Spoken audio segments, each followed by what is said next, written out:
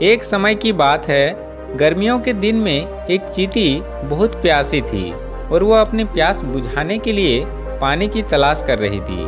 कुछ देर आसपास तलाश करने के बाद वह एक नदी के पास पहुंची। सामने पानी था, लेकिन पानी पीने के लिए वह सीधे नदी में नहीं जा सकती थी।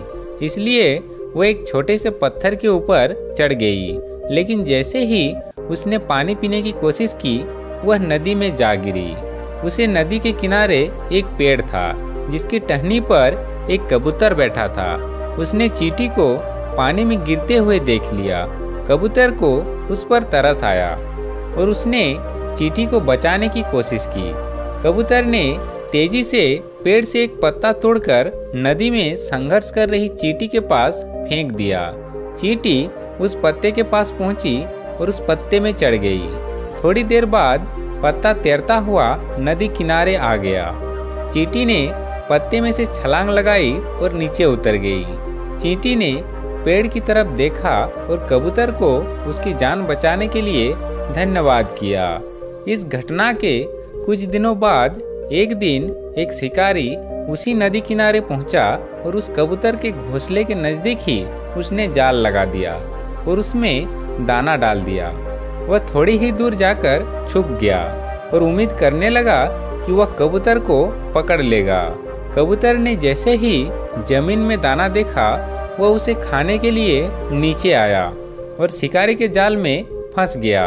वह चींटी वहीं पास में ही थी और उसने कबूतर को जाल में फंसा हुआ देख लिया। कबूतर उस जाल में से निकलने में असमर्थ था। शिकारी ने कबूतर का जाल पकड़ा और चलने लगा। तभी चींटी ने कबूतर की जान बचाने की सोची और उसने तेजी से जाकर शिकारी के पैर में जोर से काट लिया। तेज दर्द के कारण शिकारी ने उस जाल को छोड़ दिया और अपने पैर को देखने लगा। कबूतर को जाल से निकलने का यह मौका मिल गया और वह तेजी से जाल से निकलकर उड़ गया। इस कहानी से हमें यह सीख मिलती है, कर भला हो भला। हम जब भी दूसरों का भला करते हैं तो उसका फल हमें जरूर मिलता है। कबूतर ने चींटी की मदद की थी और उसी मदद के फलस्वरूप मुश्किल समय में चींटी ने कबूतर की जान बचाई। इसलिए कभी भी किसी की सहायता करने या अच्छा करने से पीछे ना हटे।